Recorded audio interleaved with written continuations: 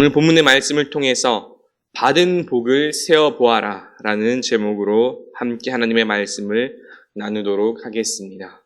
받은 복을 세어보라 라는 제목입니다. 현대인의 가장 큰 관심사 가운데 하나는 역시나 건강일 것입니다. 어떻게 하면 건강하게 오래 살 수 있을까? 많은 이들이 고민하고 또 걱정하는, 관심을 가지는 문제이겠지요. 그런데 최근에 대두되는 건강에 대한 또 하나의 이슈 가운데 하나는 단순히 이 육체의 건강뿐만이 아니라 정신적인 건강에 대한 것들도 많이 있습니다. 아무리 몸이 건강하다 한들 정신이 온전치 못하고 건강하지 못한다면 오히려 괴로운 시간만 더 길어질 뿐이라는 것이죠. 그래서 많은 이들이 어떻게 하면 정신적인 이 건강을 챙길 수 있을까 하는 이야기도 최근에는 많이 합니다. 어떻게 하면 이 신체의 건강뿐만 아니라 정신적인 건강도 챙길 수 있을까요? 굳이 병원에 가지 않더라도 가장 중요한 것 가운데 하나는 역시나 긍정적인 사고방식일 것입니다. 똑같은 상황을 보더라도 그 상황을 긍정적으로 바라보고 해석하느냐, 아니면 비관적으로 보고 낙심하느냐는 삶의 질 그 자체를 완전히 달라지게 만들기 때문입니다. 컵에 물이 반밖에 없네. 반대로 컵에 물이 반이나 있네. 라는 이 말 많이 들어보셨을 것입니다. 이처럼 똑같은 상황이라도 그 상황을 얼마나 긍정적으로 바라보느냐, 거기에 따라서 생각과 가치관이 달라지고 삶을 건강하게 또 영위할 수 있는 또 하나의 힘이 되기도 합니다. 긍정적인 사고방식을 가져라. 세상 사람들이 말하는 건강한 삶을 살아가기 위한 중요한 방법 가운데 하나입니다. 그리고 여기에서 우리는 아주 중요한 한 가지 질문을 할 수 있습니다. 그러면 그리스도인이 건강한 신앙생활을 하기 위해서 가장 중요한 것은 무엇일까? 라는 질문이지요. 세상 사람들은 육신과 정신의 건강을 위해서 병원에도 다닐 뿐만 아니라 긍정적인 생각, 또 그러한 삶을 살아가려고 노력합니다. 그러면 우리 그리스도인들도 생각해 보아야겠지요.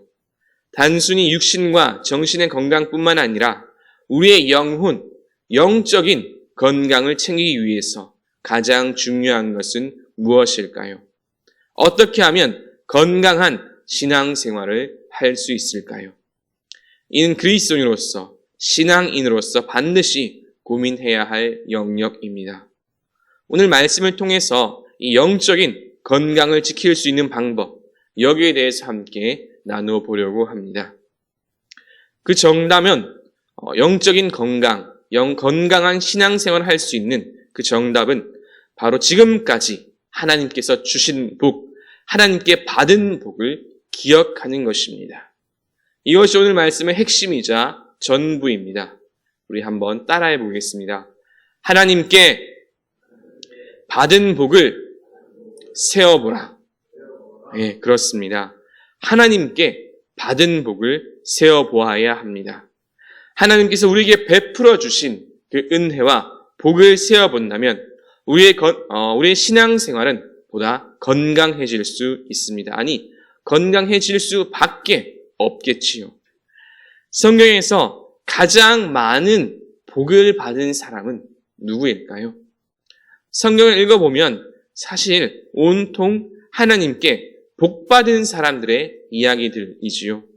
창세기 첫 장, 창세기 1장에서부터 나오는 것이 생육하고 번성하라는 아담을 향한 축복의 명령입니다. 뿐만이 아니라 아브라함은 땅의 모든 족속이 너로 인해 복을 받을 것이라 라는 이 말씀과 함께 복의 통로, 복 그 자체가 될 것이라는 축복도 받았지요.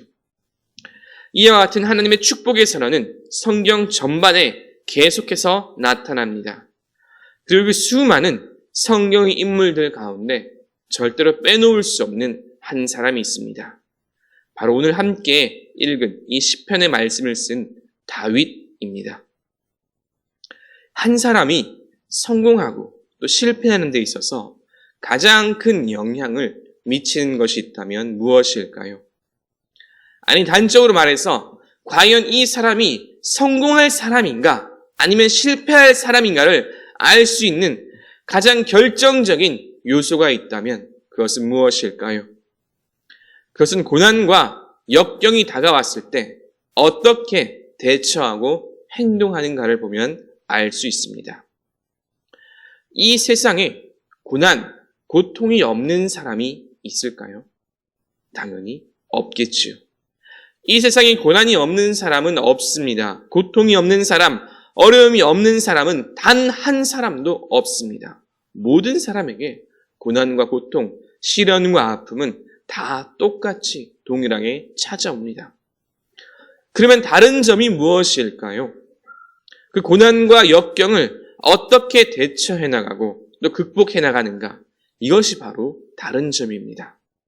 고난과 역경이 찾아왔을 때 절망하고 낙담하고 포기하면 그 사람은 결국 실패하는 사람이 되겠지요. 그러나 아무리 큰 어려움이 덮치더라도 포기하지 않고 낙담하지 않고 꺾이지 않는다면 그 사람은 결국 성공할 수밖에 없습니다. 다윗이 바로 그런 사람이었습니다. 다윗이 그 삶 동안에 겪었던 고난과 고통만을 생각한다면 누구나 다 똑같이 말할 것입니다. 다윗 이 사람은 참 불행한 사람이라고 말이죠. 다윗은 애초에 집에서조차 인정받지 못했었지요. 선지자 사무엘이 찾아왔을 때에도 아버지는 다윗은 말째라서 막내라서 들에 보내고 소개조차 시켜주지 않았습니다. 하나님의 도우심으로 골리앗을 물리치고 전쟁의 공을 세웠지만 이를 축하받기는커녕 오히려 사울의 질투로 인해서 죽을 뻔한 그런 위기를 수차례나 겪습니다. 다윗의 젊은 날을 요약하면 온통 도망자의 세월이라 말해도 과언이 아니지요. 이뿐만 있습니까? 다윗이 왕이 되자 아들들은 저마다의 암투로 서로 싸우고 죽이며 급기야 나중에는 아들 압살롬의 반역으로 또 한동안 쫓겨다니기도 합니다. 그의 삶을 고난의 관점에서 본다면 다윗은 단 하루도 편할 날이 없었을 것입니다. 항상 죽음의 위협이 주변에 도사리고 있던 그런 날들이었습니다. 하지만 그럼에도 불구하고 다윗은 자신의 삶을 그런 삶, 불행한 삶이라 평가하지 않습니다. 오히려 그는 그 수많은 역경과 어려움에도 불구하고 항상 하나님을 찬양하고 감사하였습니다. 다윗이 지은 대부분의 시편이 바로 그 증거이지요. 오늘 함께 읽은 이 말씀만 보아도 알 수 있습니다.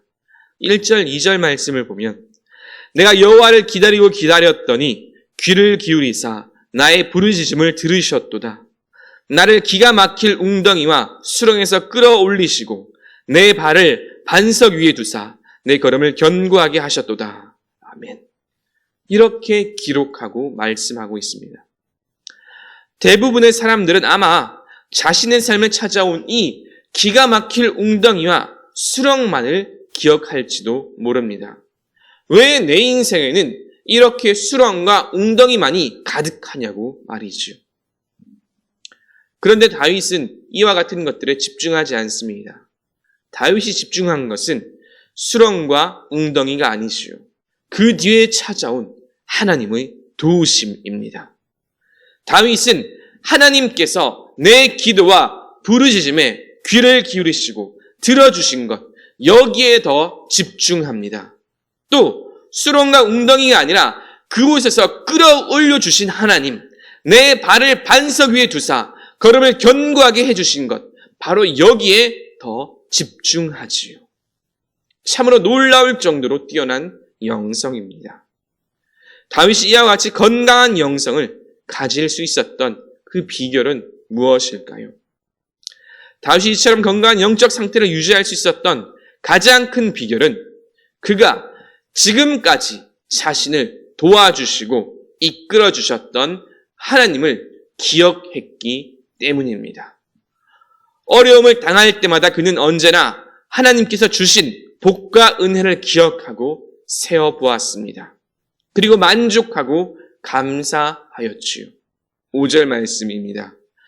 여호와여 나의 하나님이여 주께서 행하신 기적이 많고 우리를 향하신 주의 생각도 많아 누구도 주와 견줄 수가 없나이다. 내가 널리 알려 말하고자 하나 너무 많아 그 수를 셀 수도 없나이다. 아멘. 누군가는 자신의 삶에 닥친 그 수렁과 웅덩이에 집중하고 그래서 그로 인해서 좌절하고 있을 때 다윗은 오히려 그 모든 역경에도 불구하고 하나님께서 자신에게 지금까지 베풀어 준 그 수많은 기적과 은혜, 능력에 집중하고 감사와 찬양을 올려드립니다.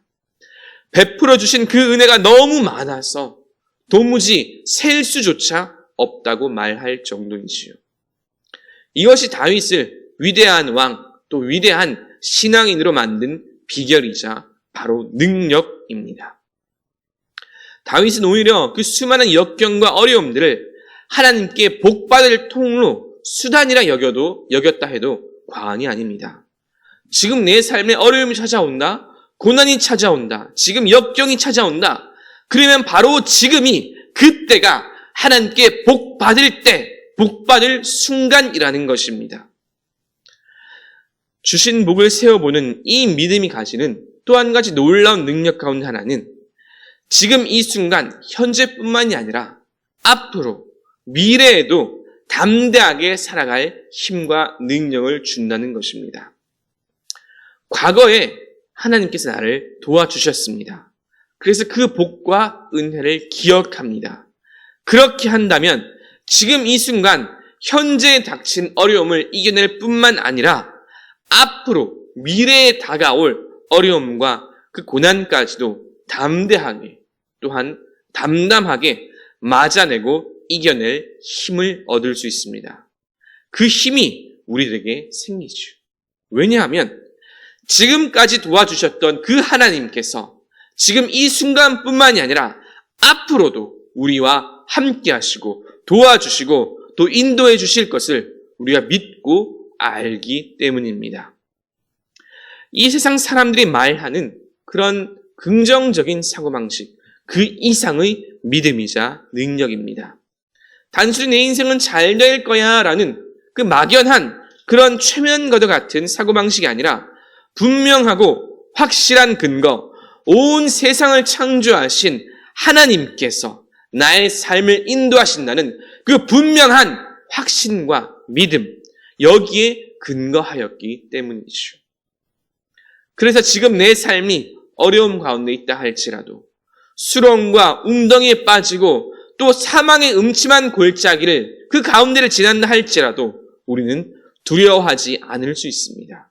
왜냐하면 지금까지 나를 지키시고 보호하셨던 그 하나님께서 이 순간뿐만이 아니라 앞으로도 계속해서 나를 지키시고 보호하시고 동행하실 것을 분명히 믿기 때문입니다. 그렇게 고난이 아니며 역경이 더 이상 역경이 아닙니다. 그 모든 것은 오히려 우리에게 복 받을 기회이자 타이밍이 되는 것입니다. 이 믿음을 가지고 모두가 참 많은 사람들이 힘들고 어렵다고 아우성치는 이 시대에도 담대함으로 또한 감사함으로 승리하는 저 여러분 되시기를 주님의 이름으로 축원합니다. 말씀을 생각하시면서 찬송가 429장 함께 찬양하시겠습니다.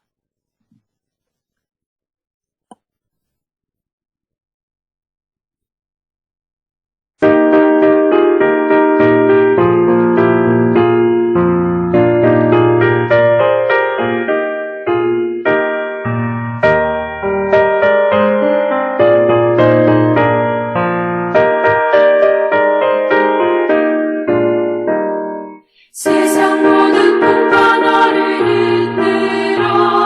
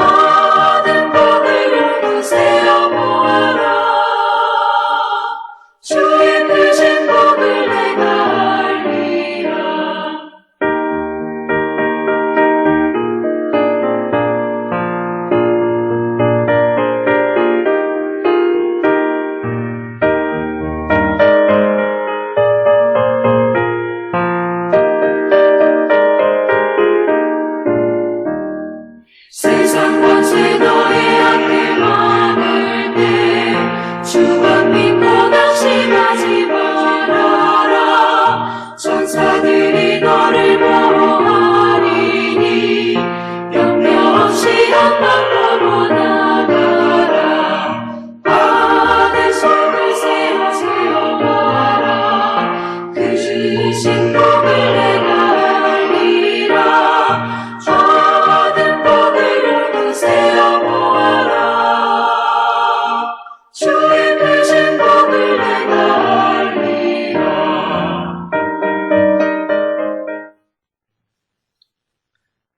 이제는 우리를 구원하신 예수 그리스도의 은혜와 아버지 하나님의 크신 사랑과 언제나 우리와 동행하시며 인도하시는 성령 하나님의 교통하심이 하나님께서 지금까지 주신 그 모든 은혜와 복을 기억하며 이 어려움 가운데에서도 언제나 감사와 찬양으로 나아가길 다짐하는 모든 주의 자녀들과 그 삶 위에 이제로부터 영원토록 함께 하시길 간절히 축원하옵나이다. 아멘.